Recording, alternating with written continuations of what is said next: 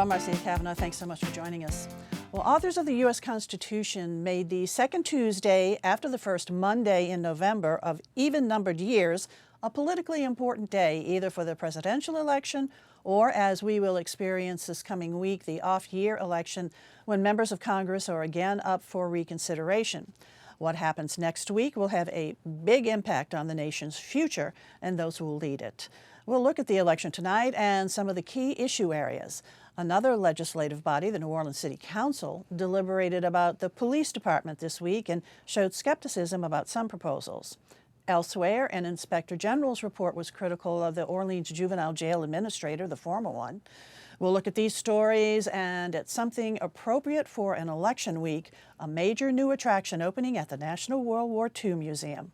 Marching with us are tonight's Informed Sources, Errol Laborde, producer of Informed Sources, John Pope, reporter, the Times-Picayune, the New Orleans Advocate, Matt Sledge, reporter, the Times-Picayune, the New Orleans Advocate, and Robbie Chavez, communities correspondent, PBS NewsHour. I'm going to go on over to Eve first in this whole midterm election. We've been hearing about midterms since the last presidential election, so it's upon us right now. Explain to us the significance of these midterms. I don't remember a midterm election where there's been as much turmoil as there is this time around. I suspect social media has something to do with it because I think it does a lot to stir things up. But there's a lot of people very outspoken, and of course you got this cast of characters, people like Trump that are in there, and you got these issues like the January 6th. All of these things that are just infuriating people or causing stampedes for or against people. So there's a lot of tension with this election, and it could just totally sway the power in government. What is, as of now, what the polls are showing is that the Republicans will get a majority in the House and the Republicans will get a majority in the Senate. That could change by Election Day, but that'll have a big impact on things. It'll also have a big impact on the Biden presidency, which is already sort of wavering a little bit. And it may need to change his presidency to the things where, well, let me go after what's safe that I can get. But as far as Louisiana, Louisiana usually doesn't play that big of a role in this election because usually our congressional seats are safe. And I think that that's the case this time. We have 6 congressional seats, 5 are Republican and 1's Democrat. I don't think anybody is seriously thinking that's gonna change. So when it's all over, it'll be the same thing. Where in Louisiana might have an impact, though, a major impact, is with Steve Scalise. Scalise has been the House Minority Whip as long as the Democrats have been in the majority. If the Republicans win the majority, then he has a good chance that Kevin McCarthy, who's the minority leader in the Republicans, will become the majority leader with the Republicans. Scalise would be. I'm sorry, Kevin McCarthy will become Speaker of the House. Right. Okay, and that Steve Scalise will become the majority leader, and so that's a position of that's a real. He's got more power than Nancy Pelosi yeah. At this point because she'll be out, and so we've had that before. We have like Hale Boggs and Bob Livingston achieve that, and when you get to that position, people say, "Well, they're in line to be, Speaker of the House." It's never happened, okay, but it certainly is a position of power, and plus, if the Republicans win the majority, the other 5 members of Congress are a little bit more powerful too because power is divided among the committees. And so I think that's going to have a big impact on Louisiana. There's another congressman we don't hear much about down here, a guy named Mike Johnson, who's a congressman from the Shreveport area. And he's a rising star in the leadership too. And so I expect that maybe not this year, but we're going to see him emerging also in the party leadership. And of course, we have a Senate seat up also, and John Kennedy seeking re-election. Yeah. The way the Senate works is that every 2 years, 1/3 is up for re-election. And so this time it was Kennedy, and he's got like a dozen opponents. It's a big field, but there's no reason to believe that the polling has shown that he's going to be defeated. So. And he's raised an incredible amount of money as well. I think made history in the amount of money that he's raised, and probably 10 times the amount of what his top 3 opponent's race as well. Right, and his hopes are just to do it in this primary and not have to face a runoff. Do you think he will do it in the first time around? Oh yeah, John Kennedy, I mean, will he do it in the primary and not have to face a runoff, you think? Because he does have some opposition. Yeah, there's a possibility of having runoffs, but I don't think any of them are likely. I don't think any congressional races are likely that it's going to be a runoff. If there is, there'll be a runoff in December. But I think ultimately he's got to support. You know, what's happening in Louisiana, if there is a statewide race, Republicans are winning those. It could be that John Bel Edwards, who's our governor, the Democrat, might be the last Democrat we see in a statewide position in a long time. He's up for re-election now. Democrats are winning in the local elections where you have more minority votes, but in statewide elections, the Republicans are dominating, and I think that's going to remain the case. So, okay, E, thanks a lot. We're going to go over to Robbie right now. You know, there are issues that are important to us here in Louisiana, but also we share that with the rest of the nation. And, you know, in these midterm elections, oftentimes whoever occupies the White House, that party has a tough time during midterms. Once, you know, former President Obama called it a shellacking that the Democrats took that year for the midterm. So you took a look at the issues. Like I said, both in Louisiana and nationally. What are voters saying? What really concerns them? Well, you know, it's much what Errol said is there's a lot of turmoil among the electorate out there. One woman that I spoke with said that even your electricity bill is political these days because you're going to be voting for people who determine your rates for your electricity. We went out to the early voting sites to kind of talk to people. In fact, we went on day one of the early voting, which ended on Tuesday. And we wanted to see what that was like, what people were experiencing, what voters were focused on. What we noticed here in Louisiana, and as Errol said, no one expects the landscape to change dramatically at all in this election. But what voters are concerned about, there was a long line of people waiting to vote. So there certainly is enthusiasm there. Folks want to vote. We know from the early voter registration numbers that some 363,000 people did turn out to vote. That number has been trending up in recent years, and that's about 12% of the registered voters. There was a long line. Most of those people were women. And so automatically you would think, how much does that play a part in the abortion issue or not? But as we talked to those voters, a lot of them had families, lived in neighborhoods that have been impacted by crime. And so what we learned was abortion was a key issue for a lot of folks that were in line on that day, as well as crime, inflation, and the economy. People are just kind of fed up with feeling unsafe in their neighborhoods and just tired of paying the high prices. The universal thing that we saw with voters is the lack of leadership. They don't feel like anyone's kind of getting them out of the hole, if you will, and that there are not people that are providing solutions. And so that may be a factor to consider in terms of whether or not they're going to vote for incumbents or not, and what that's going to look like on Election Day. Well, for a while there, Democrats were thinking, oh, you know what, these midterms maybe are not going to be as problematic as we feared. This was in the summer with the Supreme Court decision on Roe.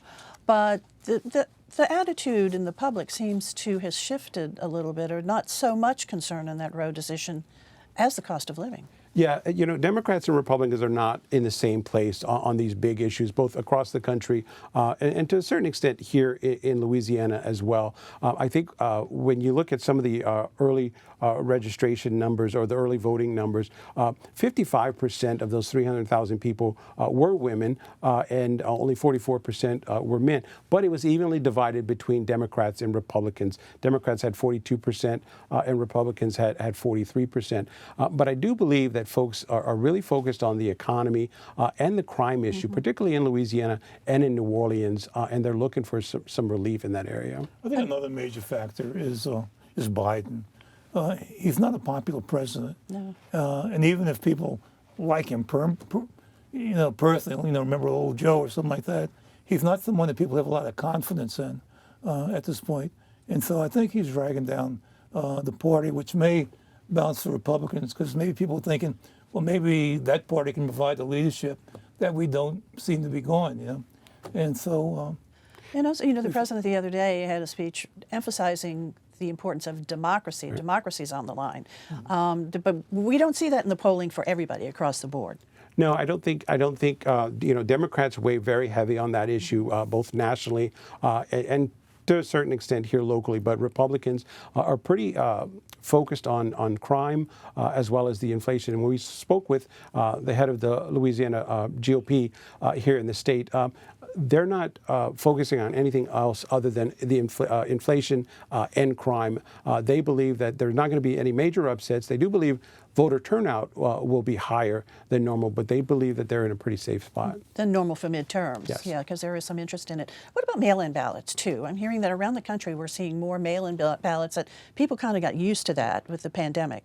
Yeah, so in the early voting numbers that we saw, again, 363,000. Of that, only 90,000 were mail-in ballots. Part of that is the restrictions around mail-in voting has changed significantly. Here in Louisiana, you need to have a witness to say why you're out and to have basically an excuse of why you're going to do the mail-in voting. So that's a lot tougher. So those numbers are not as high here as you would see in other areas. That's something that's got to be evaluated. It used to be, if people voted early, it was called absentee votes. Right. You went and you said, well, I'm going to be out of town, and so I need to vote. That's what it was. Well, now that's not what they are. They're just early voting. I mean, you just go and you sign up and say, I want to vote early. But that affects the politics of it all. You've had in several states debates in the last few weeks, and the early voting was before the debates were held. And this is like, it's bringing the decision before the campaign is stopping. And I think it's, people can look at it as a serious issue. There are so-called changes in the election law that have come over in the last few years. I think in the next few years, people will want to say, well, let's go back. I mean, this isn't right, So. Well, okay, we'll see. So Election Day is this Tuesday. Tuesday. Right? Tuesday, All yep. right, Did head any to of the polls people then. you talk with mention the campaign ad by the woman opposing Steve Scalise, who has to be the first congressional candidate I can think of who had a picture of herself giving birth.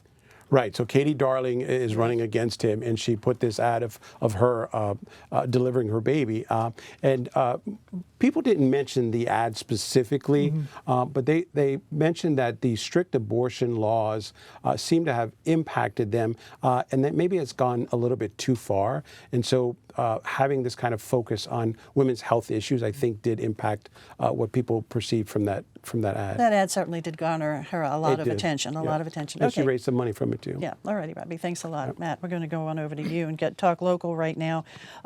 Council listened to the administration proposal about an influx of cash that's coming in from the feds to give a lot of it to the police as bonuses for people who sign up.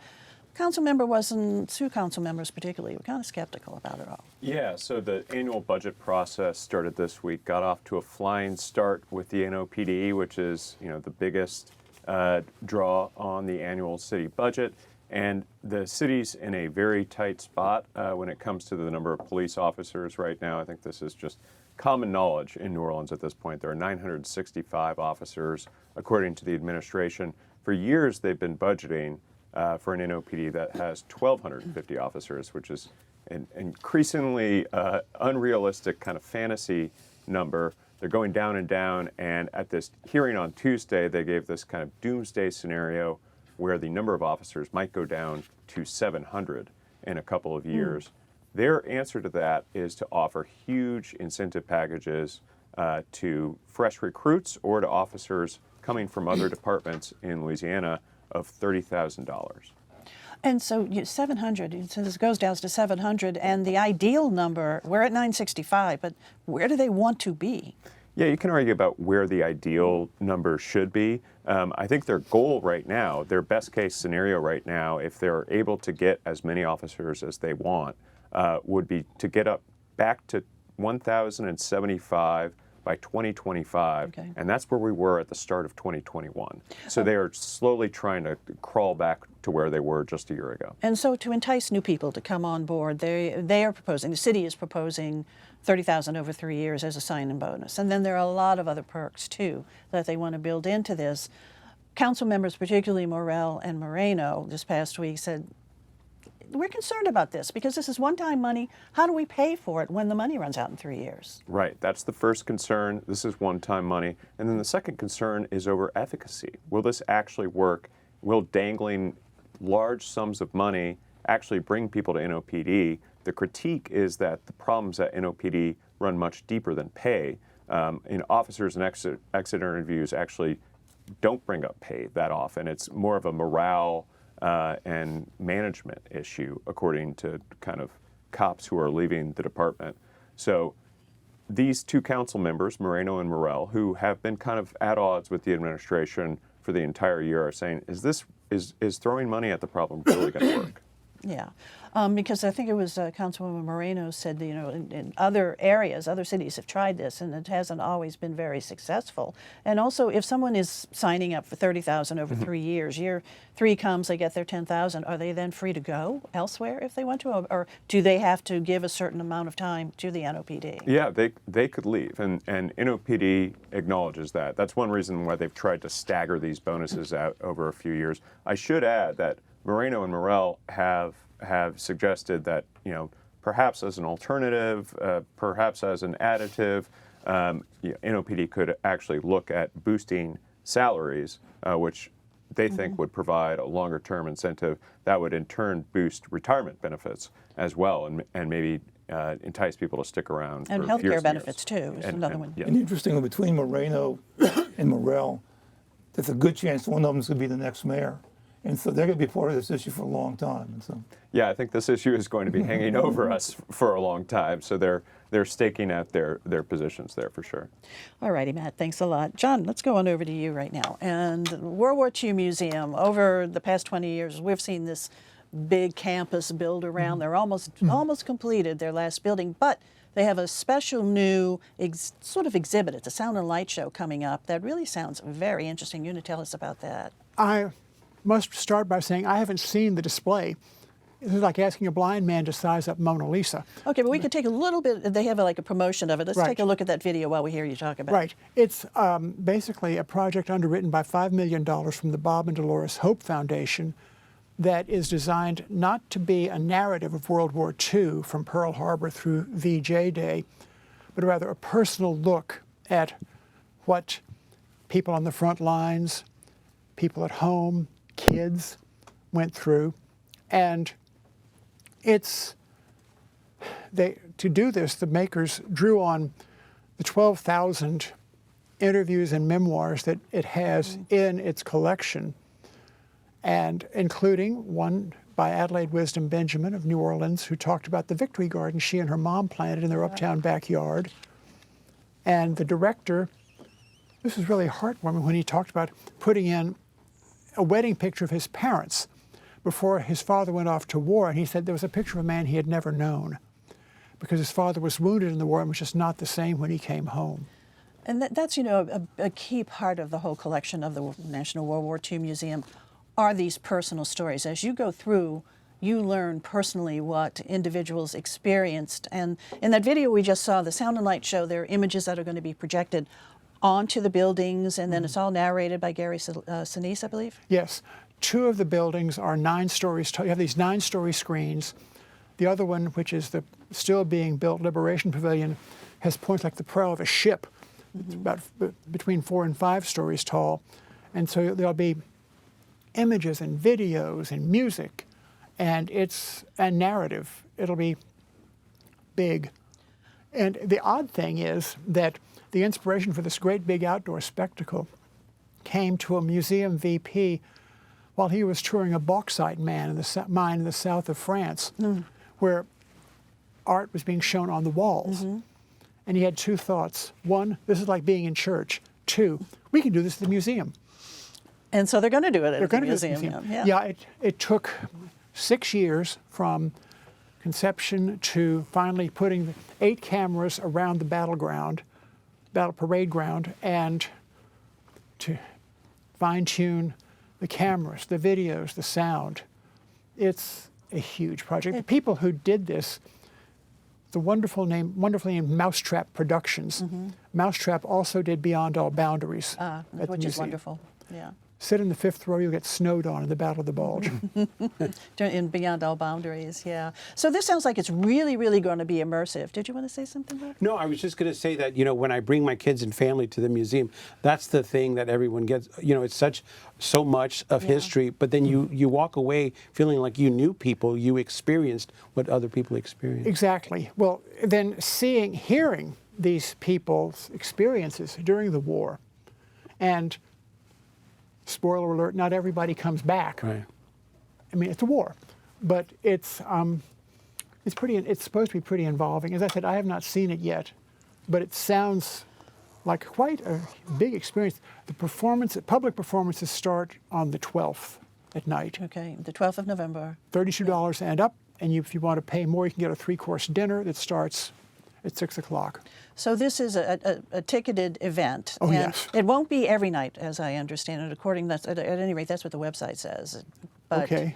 It's going to be, they plan on at least several nights a week to have this. Mm-hmm. And as you said, it's not just seeing the sound and light show, but you can add more and have a dinner. And there's supposed to be experience a live show beforehand with New Orleans performers performing 1940s era music. And it's the tough thing I learned when I was talking with the makers was, they had designed programs at theme parks which are designed to be jolly things, and World War II was hardly a jolly experience.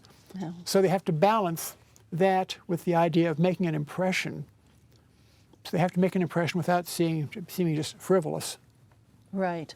Well, this is called the Expressions of America, and that is something that the founders of this museum, Stephen Ambrose and Nick Mueller, wanted to do, was pay tribute to the American spirit. So this sounds like this is really going to capture that. I hope so. Well, I hope so, because they've put a lot of time and money into this. As they have into the entire museum. Yes. Such an asset for the community. Okay, John, looking forward to seeing it. Thanks a lot. Me Matt, too. Back over to you. Inspector General, Orleans Inspector General came out with a report regarding the former executive for the Orleans Parish Juvenile Jail. What did they find out? Yeah, so the IG report looked at the job attendance of this former executive director for the jail, Keyshawn Webster, and found, at least according to numerous employees who worked at this juvenile jail, that he wasn't often there. They tried to look at card swipe data. Turns out he didn't use the card swipe machine very often. He was kind of let in by security guards there, so they had to talk with employees, and at least according to the IG, the consensus was that he wasn't physically there very much. Now, the problem with that, of course, is that this facility has been in serious trouble over the last few years.